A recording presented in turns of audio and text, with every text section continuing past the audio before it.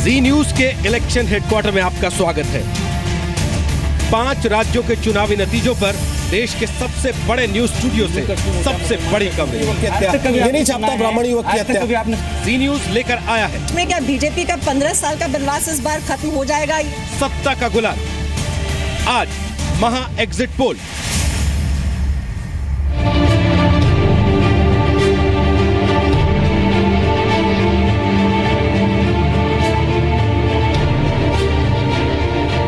Exit poll आप जी news पर देख रहे हैं, यानी कि सारे पोल्स एक साथ और उसके बाद उन सब पोल्स का अनुमान मिला लें अगर, तो वो महा एग्जिट पोल क्या कहता है वो भी हम आपको दिखा रहे हैं। नए मेहमान कुछ आ गए, जल्दी से आपका परिचय करा दें। नूपुर शर्मा हमारे साथ आ गई हैं, बीजेपी की युवा नेता हैं।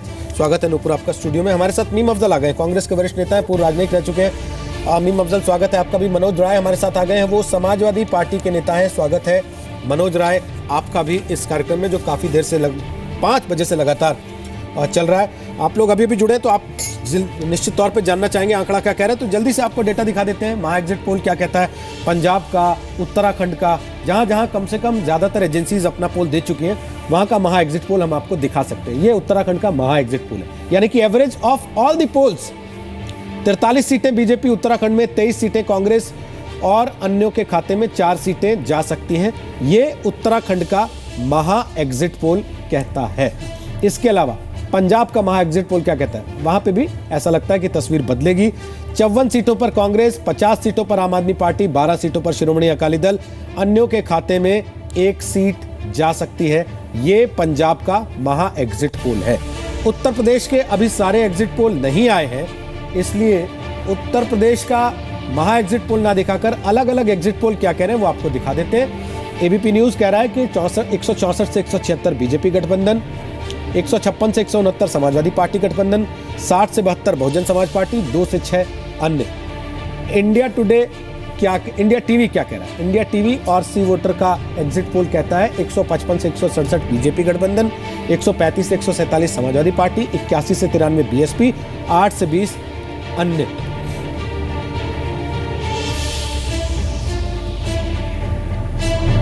पंजाब को लेके इंडिया टीवी सी वोटर ने क्या क्या दिया, ये अलग अलग तस्वीरें हैं, बजाय इसके क्योंकि हम महा एग्जिट पोल देख चुके हैं, हम सीधे चर्चा पे आ जाते हैं। नूपुर, अच्छे तो लग रहे होंगे एग्जिट पोल आपको आज? Thank you. उत्तर प्रदेश में हांग है, लेकिन देखिए शुरुआत में आपको ध्यान होगा तो वैसे तो हम लोग काफ़ी कॉन्फिडेंट हैं कि हमारी पूर्ण बहुमत आएगी ही आएगी, लेकिन हमें भी पता है कि तिकोना है मुकाबला। जो शुरू में जो बन रहा था फर्स्ट फेज के दौरान के सिर्फ 2 संगठनों के बीच में, भारतीय जनता पार्टी और जो अलायंस आए उनके बीच में, वैसा नहीं था। वित्त मंत्री साहब ने भी कहा था चुनाव के चलते कि तिकोना मुकाबला है। अब उसके चलते, क्योंकि अभी तो बाहर फिलहाल सिर्फ एग्जिट पोल है, उसके चलते अगर कोई डिवीज़न होता है, क्योंकि साफ देखा आपने, बहन जी कहती हैं कि एक समुदाय को आप सिर्फ हमें वोट दो, दूसरी तरफ मत जाना, और ऐसा इनके साथ सपा और बसपा का काफ़ी झगड़ा भी चला है। तो देखते हैं, 11 तारीख तक इंतजार करेंगे। अभी तो ममता बनर्जी और केजरीवाल ये भी कहेंगे उनको कि आप एक हो जाइए नरेंद्र मोदी को रोकने के लिए। आई एम सॉरी, अभी ममता बनर्जी और अरविंद केजरीवाल ये भी कहेंगे उनको कि आपको एक हो जाना चाहिए। अरविंद केजरीवाल जी का तो खैर राजनीति में आने से पहले सब मिले हुए हैं जी, सब ये कर रहे हैं जी, सब वो कर रहे हैं जी, उनकी बात पे विश्वास ना किया जाए ज्यादा, तो उसमें खैर हम सबकी भिलाई है। मीम अफजल, क्या कांग्रेस बिल्कुल खत्म हो जाने को तैयार हो जाएगी उत्तर प्रदेश में भी, कि हम लास्ट मैन ही सही प्रदेश की राजनीति में, लेकिन हम कम से कम बीजेपी को रोक लेंगे? देखिए, बीजेपी को हम रोक चुके हैं, चूँकि जो आपने पोल के नतीजे दिखाए हैं वो अलग अलग भी हैं कहीं, और एक नतीजे पे तो पहुंच ही रहे हैं। अभी नूपुर जी कह रही थी कि तिकोना मुकाबला हो गया है, लेकिन मुझे अमित शाह का इंटरव्यू याद है जिन्होंने कहा था 2/3 मेजॉरिटी के साथ बीजेपी आ रही है। तो अगर देखें तो आंकड़े नहीं बता रहे कि वो 2/3 मेजॉरिटी के साथ आ रहे हैं। दूसरी बात यह कि ना, जाहिर है कि वो इसको नहीं मानेंगे, दूसरी जगह जहाँ उनको कंफर्टेबल दिखाई देता है उसको मानेंगे। मेरा सिर्फ इतना कहना है कि 11 तारीख तक हमको इसका इंतज़ार करना होगा। हम पूरी तरह कॉन्फिडेंट हैं कि गठबंधन की जो है सरकार बनेगी और उत्तर प्रदेश के अंदर बीजेपी पावर में नहीं आ पाएगी। जहाँ तक दूसरे स्टेट्स का ताल्लुक है, वहाँ भी हमारा नज़रिया यही है। मैं समझता हूँ कि उत्तराखंड के बारे में कई चैनल्स ने दिया है कि वहाँ पर कुछ बराबर से फाइट हो रही है, और कुछ जगहों पर दिखाया है कि बीजेपी की बढ़त है। तो मेरा ये ख्याल है कि हमको आकलन तो हम करते ही रहेंगे, और आपने जो चीज़ें बताई हैं उस पर बहुत तफसीली बहस हो सकती है, लेकिन बहस का चूँकि बहुत ज़्यादा मौका नहीं होता ऐसे मौके पर। लेकिन मुझे लगता है कि जिस तरह के एग्ज़िट पोल आ रहे हैं, एग्ज़िट पोल बिहार के बारे में भी याद है किस तरह के आए थे, तो टोटली गलत साबित हुए। यहाँ गठबंधन को मैं कह सकता हूँ कि गठबंधन काफी कामयाब था। अच्छा, इसी बात को मैं मनोज राय साहब के पास, यहाँ क्या महागठबंधन बनने की किसी तरह की कोई गुंजाइश बच जाती है साहब, जब अखिलेश यादव ये कहते हैं एक चैनल को इंटरव्यू देते हुए कि ऐसा राष्ट्रपति शासन लगना ठीक नहीं है, इसके क्या संकेत हैं? मतलब बुआ जी को कहीं और राखी नहीं बांधने देंगे? सिर्फ इसको आपने याद रखा, लेकिन इसको याद नहीं रखा रुचिका जी कि उन्होंने कहा कि हम बहुमत की सरकार बनाने जा रहे हैं। जब बार बार ये सवाल बीबीसी के संवाददाता की तरफ से किया गया कि नहीं आप बताइए क्या होगा, नहीं आप बताइए क्या होगा, तो उन्होंने कहा कि भाई राष्ट्रपति शासन कौन चाहेगा। अब इस बात को बुआ जी से जोड़ना मैं नहीं समझता कि समाजवादी पार्टी के साथ कोई न्याय कर रही है। सर, जब कॉन्फिडेंट होता है ना आदमी, तो 50 बार भी सवाल पूछा जाए तो यही कहता है मेरा बहुमत आएगा, ये नहीं कहता कि अगर मौका पड़ जाएगा तो फिर देख भी लेंगे। तो उन्होंने तो कहा ही कि बहुमत आएगा। उन्होंने कहा मुख्यमंत्री जी ने बहुमत रविदास मेहरोत्रा ने जो कहा है, आजम खान ने जो कहा है, वो बातें भी तो उनके कान में पड़ी हुई ना कहीं से। रविदास मेहरोत्रा जी की अपनी प्रॉब्लम थी, उनकी सीट से कोई उम्मीदवार कांग्रेस का था जो तकनीकी कारणों से वापस नहीं ले पाया, और आजम खान जी ने कोई ऐसी बात कही नहीं। ठीक है, ये बात सही है। मीर अफजल साहब कुछ कहना चाह रहे हैं, जल्दी से मीर अफजल साहब बोलिए। एक मैं जवाब देना चाहता हूं। अरे नूपुर आपको देखिए, मेहरोत्रा साहब का बयान मैंने सुना है। मैं समझता हूं कि उनका ये कहना कि कुछ जगहों पर कांग्रेस के लोगों ने सपोर्ट नहीं किया, वो सिर्फ उन्हीं की कॉन्स्टिट्यूंसी तक है। मैं कहूँगा, मैं चूँकि 40-45 कॉन्स्टिट्यूंसीज में खुद गया हूँ, पिछले 8.5 महीने से मैं उत्तर प्रदेश में घूम रहा हूँ। हाँ। मैं आखिर में 40-45 कॉन्स्टिट्यूंसीज के अंदर बाकायदा कैंपेन में मौजूद था। मैं सिर्फ इतना कह सकता हूँ, और बल्कि मैं मुबारकबाद देता हूँ, जीत तो होनी ही होनी है। मैं एडवांस में हमारे कैंडिडेट्स को समाजवादी पार्टी का ज़बरदस्त सपोर्ट मिला है, और जहां उनके कैंडिडेट थे हमारे वर्कर्स ने उनके लिए दिल और जान से काम किया है। कहीं एक आध जगह ऐसा हुआ हो तो मैं उससे इनकार नहीं कर रहा हूँ। मेहरोत्रा जी का दर्द मैं भी समझता हूँ, समाजवादी और बीएस उनके साथ ऐसा हुआ। सामने थे कम से कम। गढ़ कोई मत भूलिए, अमेठी में भी। नूपुर कुछ कह रही है, वो सुन ले, उसके बाद रामदत्त जी आपके पास आएंगे। देखिए, विशफुल थिंकिंग अंग्रेजी में एक फ्रेज कहा जाता है, 3 घंटे से वही डिस्कशन था। वो मैं मीम अफजल साहब को कहूंगी, क्योंकि एक भी अभी एग्जिट पोल ऐसा नहीं आया है जिसमें इनकी बहुमत दिखाई गई हो। इनफैक्ट ज्यादातर यही है कि 5 में से 4 प्रदेश में भाजपा ही सरकार बना रही है। तो ये जो if wishes for horses fools would be riding them, बहुत अच्छी अंग्रेजी की कहावत है, वो यहाँ शायद अप्लाई कर जाएगी। बिहार से तुलना ना करें, क्योंकि बिहार में अलग अलग एग्जिट पोल के अलग अलग आंकड़े आए थे, मुझे अच्छी तरीके से याद है। इस बारी सारे आंकड़े हमारे फेवर में हैं, तो इनकी कैसे सपनों में अगर सरकार बन जाएगी, और इनको तो ये लगता है कि 3rd भी आ जाए तो भगवान बचा ले। इनकी आज तक जिनका वजूद 44 पर अटक गया है, उनकी आज तक यही ख्वाहिश है। 200 सीट्स ना आई, मेजोरिटी ना आई, तो आप क्या मैं आपको मैंने कहा, जो एग्जिट पोल दिखा रहे हैं उनकी भी रिस्पेक्ट करते हैं, लेकिन हमें पता है पूर्ण बहुमत से सरकार हम ही बना रहे हैं। मान लीजिए नहीं आई तो हमारी ही बनेगी, आप चिंता मत कीजिए। 11 तारीख तक इंतजार कीजिए। उन्होंने टिप ले लिया, तो मैं कह रहा था ना, उन्होंने वो टिप पकड़ लिया कि 50 बार भी पूछो तो यही कहना है कि 200 से ऊपर सीट आ रही है। मेरे को एक बात कहनी है, टिप नहीं लिया उन्होंने। मेरे को एक बात कहनी है, मैं कह रही हूँ सरकार हमारी बनेगी, आप उसकी चिंता मत कीजिए। बात कहनी है, थोड़ा कर रहे हैं कि किसके साथ बनेगी। सरकार हमारी बनेगी, भाजपा की जरूर बनेगी। जो लग रहा है इनविटेशन तो आपको आ सकती है, जो एग्जिट पोल आए हैं, उसके बाद किसको साथ लेंगे? भारत के वोटर के साथ पोस्ट पोल अलायंस करना, गणतंत्र भारत में अगर आप पोस्ट पोल अलायंस करते हैं तो क्या आप अपने वोटर को ठग नहीं रहे हैं? सर, क्या ये फर्क किसको पड़ रहा है? बात हो सकती है? नहीं एकेडमिक नहीं, ये डेमोक्रेसी में ये जरूरी प्रश्न है। क्या आप अगर पोस्ट सर जरूरी प्रश्न, तो सांप्रदायिकता का भी था जो हम उठा रहे थे, वो जाति का भी था सर, वो धर्म का भी था। क्या भाजपा ने परवाह कर रही है राजनीतिक पार्टियां आपकी हमारी छाती पे चढ़ के चुनाव लड़ती हैं? परंतु जैसे जैसे भारत वोटर को बेइज्जत करके वोट पाती है और सरकार भी बनाती है। भारत को 70 साल हो गए हैं अगर उस जैसे जैसे भारत मैच्योर होता है ये प्रश्न पूछा जाएगा कि पोस्ट पोल ये सवाल तभी पूछा जाएगा जब बीजेपी किसी का समर्थन मांगेगी, किसी का कोई भी करे, पूछा जाएगा या समाजवादी कोई भी पार्टी पार्टी की बात नहीं है, मैं पार्टी की बात नहीं करता, मैं समाजवादी में राहुल मेरा प्रश्न ये है कि ये सवाल चलता रहेगा, लेकिन सच बात ये है कि ये ऐसा ही होता है। नहीं, मेरा प्रश्न अलग है। जो रोहित सरदाना से टिप लिया आपने नुपुर, वो बहुत अच्छा लिया कि आपने मतलब अपनी मेजॉरिटी बनाए रखी। जो एक टिप शायद नहीं लिया, उससे पहले डिस्कशन ये हो रहा था, जो थोड़ी सी आपकी जो टोन थी वो बीएसपी के साथ में थोड़ी सी सख्त सी हो रही थी।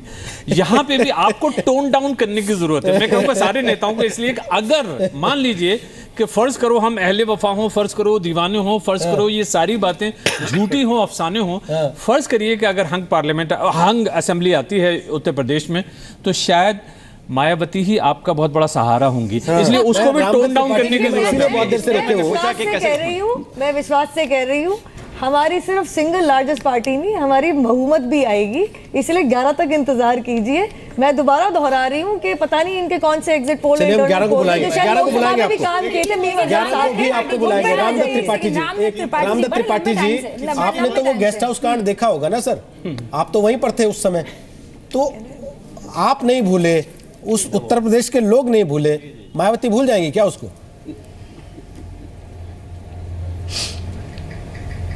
नहीं, देखिए, अगर आप 2012 का जो कैंपेन था, जिस तरह से मुलायम और अखिलेश कहते थे कि हम इनकी मूर्तियां तोड़वा देंगे पत्थर की, मायावती को जेल भेज देंगे, तो लेकिन पिछले 4-5 सालों में सरकार के दौरान रहते हुए अखिलेश यादव ने कुछ भी ऐसा नहीं किया जिससे मायावती या नसीमुद्दीन सिद्दीकी जैसे लोग हैं, जितने भी करप्शन के केसेस थे या और भी थे, उसको कहीं छेड़ा नहीं।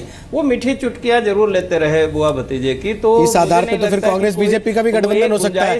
बीजेपी का पूरा कैंपेन था सर, जीजा जी के खिलाफ पिक्चरें दिखाते थे कि इनको जेल में डाल देंगे, फिर कुछ नहीं हुआ 2.5 साल में। जो सोशल है, नहीं जो सोशल और पॉलिटिकल वो है, तो वो समाजवादी पार्टी का और बहुजन समाज पार्टी में कोई कॉन्फ्लिक्ट नहीं है। जो सोशल बेस है, वो दलित, पिछड़ा, माइनॉरिटी, इसमें उसमें कोई कॉन्फ्लिक्ट नहीं है। लेकिन दूसरी बात यह है कि अगर किसी की मेजॉरिटी नहीं मिलती, तो जहां तक हम समझते हैं बीजेपी और राष्ट्रीय स्वयंसेवक संघ में जो दूर के लोग सोचते हैं, वो मायावती के साथ बहुत प्रेफर करते हैं। और कोई जरूरी नहीं मुख्यमंत्री, अभी उपराष्ट्रपति का भी पद खाली हो रहा है, क्योंकि मायावती का भी अगर इस बार वो तीसरे नंबर पे जाती हैं, तो उनको ये पता चल जाएगा कि अब फ्यूचर में बहुत ज्यादा मुख्यमंत्री बनने के चांस नहीं है। तो ऐसा नहीं, बीजेपी भी छोड़ेगी नहीं मायावती को। ठीक है सर दोबारा आएंगे आपके पास, तालमेल गठबंधन हो। तो मुझे लगता है इतना कंफ्यूजन कि आज कोई भी पार्टी किसी के भी साथ जा सकती है, मतलब ये डिस्कशन तक हो रहा है। मैंने बहुत शुरू में कहा था, जब हमने मुस्लिम वोटर्स की बात कही थी, तो मैंने बहुत शुरू में यही कहा था कि ना चाहते हुए भी कहीं ना कहीं अखिलेश के साथ नहीं जाने की वजह से, कांग्रेस के आने की वजह से मुस्लिम वोटर्स थोड़ा सा कंफ्यूज रहा है। लेकिन हम नकार ये नहीं सकते हैं, और ये हमारे शायद डेमोक्रेसी की एक त्रासदी भी आप कह सकते हैं कि जैसा कि इन्होंने अभी बात कही कि पोस्ट इलेक्शन जो एक अलायंस हो जाता है, हम जो है प्री इलेक्शन अलायंस पे वोट देते हैं और एक पोस्ट इलेक्शन अलायंस भी हो जाता है, तो कहीं ना कहीं जनता ही ठगी जाती है। तो ये एग्जिट पोल हैं, हमें थोड़ा इंतज़ार करना चाहिए। लेकिन एक बहुत पॉजिटिव जो चीज़ हो रही है कि आज भी डेमोक्रेसी बहुत मजबूत है, और आज भी कई लोगों की नींद उड़ी हुई है 11 तक, चाहे वो विशफुल थिंकिंग हो, चाहे वो कॉन्फिडेंस हो, चाहे वो बीबीसी के इंटरव्यू से टिप लेना हो। लेकिन जीत डेमोक्रेसी की होगी, और जो रिजल्ट आएंगे वो बता देंगे कि एग्जिट किसकी हुई है, या एग्जिट पोल की एग्जिट हुई है, या किसी और लीडर की। ठीक है, अब मैं आपसे बारी बारी से आप अपना आकलन और अपना जो तो नंबर है वो लॉक कर दीजिए। सारे एग्जिट पोल अपने एग्जिट पोल भी बता दीजिए सर, आपका नंबर बताइए। मुझे ऐसा लगता है कि हम शायद उत्तर प्रदेश में हंग असेंबली की ओर बढ़ रहे हैं, और यहाँ से हॉर्स ट्रेडिंग कह लीजिए, अंडरस्टैंडिंग कह लीजिए, पॉलिटिकल आगे तक की राजनीति तय होगी। रामदत्त त्रिपाठी की मैं बड़ी इज्जत करता हूँ, बड़ी इंटरेस्टिंग बात कह रहे थे, किसी हद तक मैं उनसे सहमत नजर आता हूँ कि शायद बहन जी को अपनी राजनीति ठीक करनी होगी। अगर वो तीसरे नंबर पे बहुत नीचे आ जाती हैं तो राजनीति ठीक करने में किसी न किसी तरह से क्या अंडरस्टैंडिंग हो सकती है बीजेपी की, इसके ज़्यादा चांसेस हैं, बजाय इसके कि जैसे आप कह रहे थे कि बीएसपी और समाजवादी पार्टी या कुछ लोग ऐसा कह रहे थे, शायद उसकी संभावना कम है। दूसरी तरफ यहाँ मुझे थोड़ी सी बिजार सिचुएशन लगती है कि पंजाब में कुछ पोल से ऐसा निकल के आता है जैसे वहाँ पर भी एक हंग असेंबली जैसी सिचुएशन निकल के आ रही है। आप पार्टी भी लगभग 45-50 के आसपास और कांग्रेस भी 45-50 के आसपास, वहाँ मुझे थोड़ा सा शक नजर आता है। मुझे लगता है शायद कांग्रेस वहाँ पे बेहतर सिचुएशन में है। मणिपुर में मुझे लगता है कि शायद सरप्राइज हो सकता है बीजेपी के लिए, शॉक हो सकता है बल्कि, कि शायद कांग्रेस फिर से बेहतर कर जाए, मुझे ऐसा लगता है। ठीक है नीलांजन, थोड़ा छोटा रखते हो। जो उत्तर प्रदेश के जो फिगर्स है उसमें ये लग रहा है कि हर नेता जो आज जो बयान दे रहा है सबको एक प्लान बी की तैयारी में लगे हुए हैं।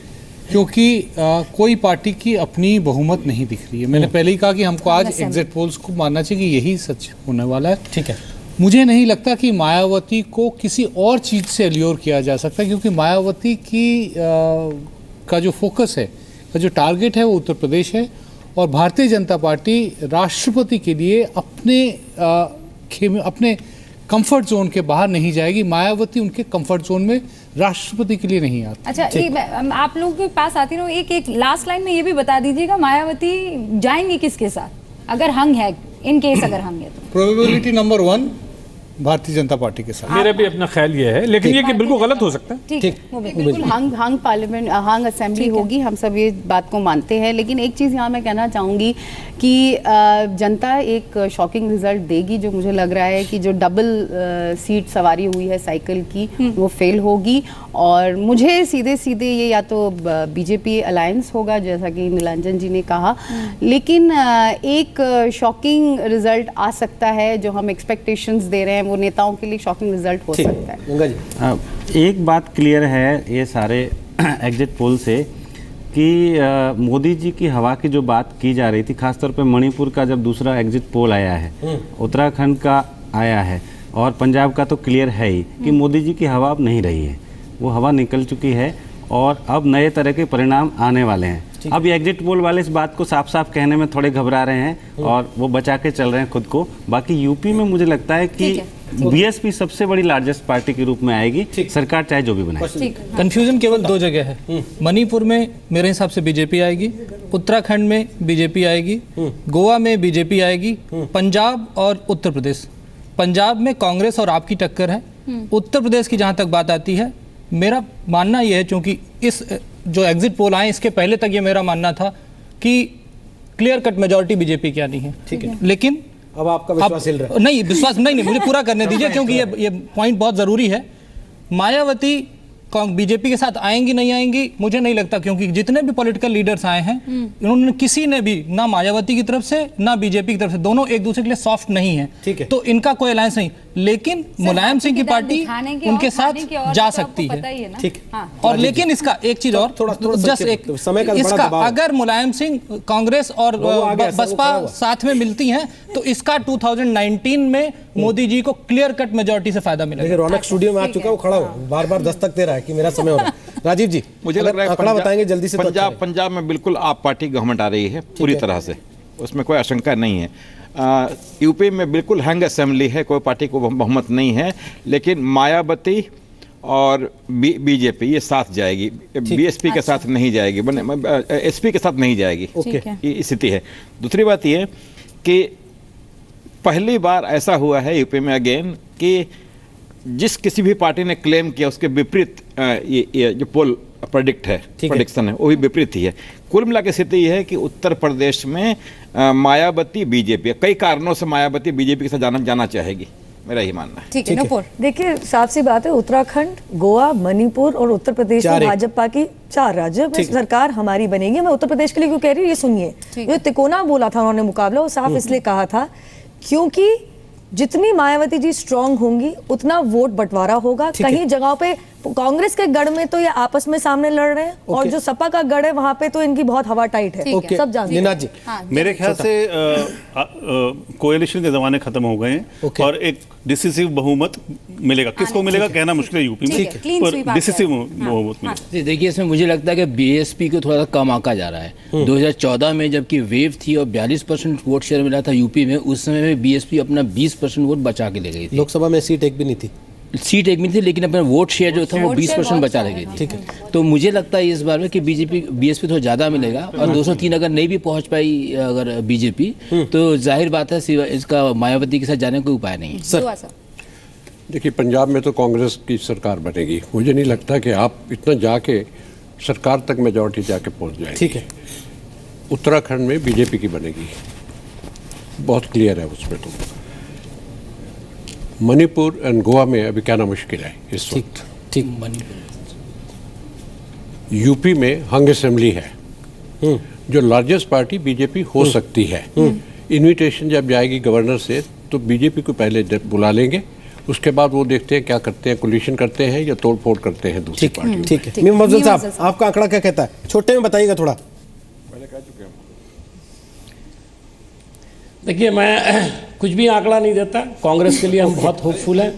उत्तर प्रदेश के अंदर हमारी जो है वो सरकार बनेगी। लेकिन मैं आपके पूरे डिस्कशन को सम अप करना चाहता हूँ एक शेर में। करिए वो जरा सुन लें। सुनाए। अभी तो चाक पे जारी है रक्स मिट्टी का, अभी तो चाक पे जारी है रक्स मिट्टी का, अभी कुम्हार की नीयत बदल भी सकती है। अच्छा, कुमार है कौन इसमें? कुमार कौन है? चिड़िया चुग चुकी है खेत। 1857 की ये कहावत है कि और ये एग्जिट पोल्स के लिए अच्छी बैठती है कि जो था गलत गया सुलट, यक ब यक जो हवा पलट। ठीक, मनोज जी लास्ट कमेंट आपका। मनोज राय साहब कितने नंबर? देखिए, मैं समझता हूं कि समाजवादी पार्टी का गठबंधन पूरे बहुमत से आएगा, इसलिए कि जो भारतीय जनता पार्टी की प्रवक्ता बैठी है उनको पता नहीं है कि उत्तर प्रदेश में कितने जो सीटें दिखाई जा रही हैं उससे कितने ज़्यादा मार्जिन पे विधायकों की संख्या पे सरकार बनती है। भारतीय जनता पार्टी और हमारे गठबंधन को 10-20 के अंतर से दिखाया जा रहा है। मुझे लगता है कि फर्स्ट फेज में और थर्ड फेज में और 6-7 फेज में हमको कम आंका गया है, इसलिए हमें लगता है कि हम पूर्ण बहुमत की सरकार इसी फेज से बनाएंगे। ठीक, जितेंद्र त्रिपाठी जी पहले। जितेंद्र त्रिपाठी जी आपका लास्ट कमेंट। आपसे तो और भी दूर है